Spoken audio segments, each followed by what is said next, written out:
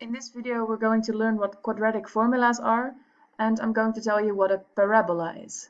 After this video, you can make the exercises 31, C7, C8, 33, 34, 36, and 37. And that is the complete week task. And in the last lesson, you will do a forms quiz to check if you know all the things of chapter 12 that you should know by now. Okay. This was from the previous video. Okay, we learned about linear formulas. They look like this. For example, y is 3x plus 5. Over here you can see the starting value, and over here you can see the change per unit. So if you go 1 to the right, 1 step to the right, you go 3 up. And another way of a linear formula could be y is -4 minus x. The gradient or the change per unit is -1. So 1 step to the right, you go 1 down. And the starting value or the start number is -4. And the graphs that belong with these formulas, why don't you go down? Yes. They look like this, straight lines. And that is what you can see with a linear formula. They are always straight lines. They can also be constant, or they go up or they go down. But now we're going to learn something about quadratic formulas, and they look a little bit different.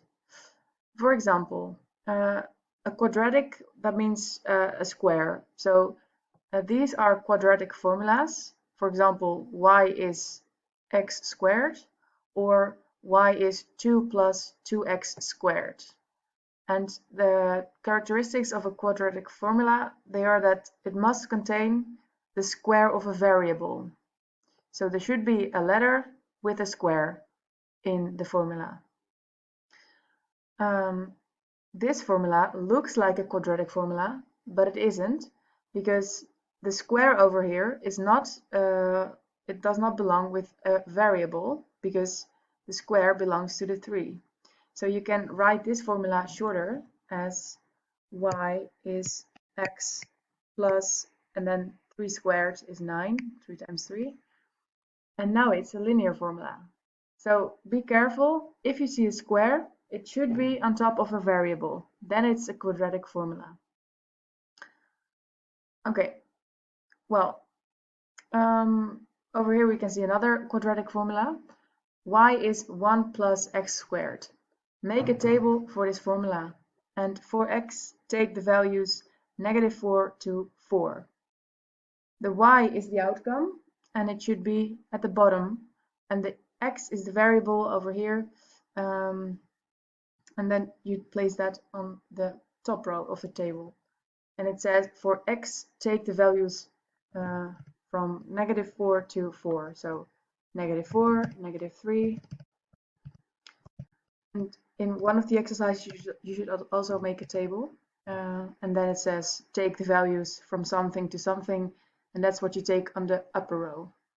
And now you're going to calculate the outcome if you replace the x first with the -4. Be careful with the negative numbers, because if you change the x for -4, you will get y is 1 plus, and then place the negative number between brackets, because this is something different than this, because the outcome of -4 squared is -16, and if you place it between brackets, and that's what you have to do, then it's -4 times -4, and then you get 16. Okay, so what it says, y is 1 plus 16 is 17. Okay, then we do the other one. Y is 1 plus -3 squared. So that will be 1 plus 9 is 10. Then I'm going to erase the -3 and replace it with the 2. And we'll make some space over here to make it more clear. 1 plus, and then -2 times -2 is 4. 1 plus 4 is 5. And then if we replace the x with -1, So that's what you do with a table. You have a formula and you fill in every other value for x. That's why it's called a variable, because it's variable what you can fill in for. And then you calculate the outcome with that x. -1 times -1 is 1, so this will be 2. Then 0, 1 plus 0 squared is just 1. And then we do 1 again. And now you need to pay attention. 1 plus 1 squared, 1 times 1 is 1, and 1 plus 1 is 2. So then we get a 2 again. And then we replace the 1 with the 2, because that's where we are. 1 plus 2 squared.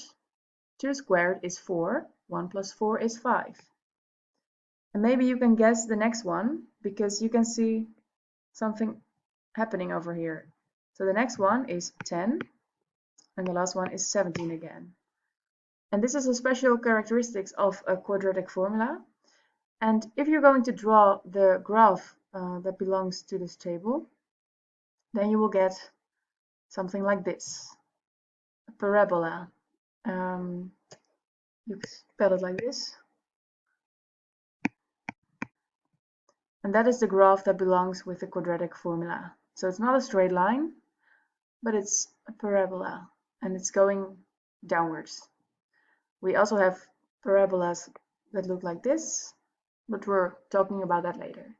So now you need to know that a quadratic formula has a variable with a square, and that the graph looks like this, and that linear formulas, they have a starting value and a change per units, and their graphs look like that.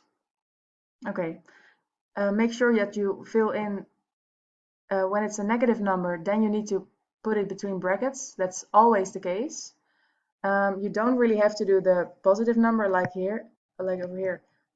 It doesn't really have a function if you place this between brackets, but the negative numbers, they really need to be between brackets. And if you don't know when you have to do it and when you don't have to do it, then maybe always just, if you replace the x for a number, put it between brackets, because then you're always safe. Okay, well, I hope it's a little bit clear to you. You're also going to practice with drawing a parabola. And questions could be like, what are the coordinates of the lowest point of this parabola? And here you can see that it's the coordinates of this lowest point, they are 0, 1. And you can also see that in the table, because that's the point where it's going to be the same again. So this is really the changing point in the table. Okay, well, I hope it's clear, and now you should be able to finish all the exercises. Of course, you get also time for that in the last lesson, but then we're also going to do a forms. Excuse me. Good luck.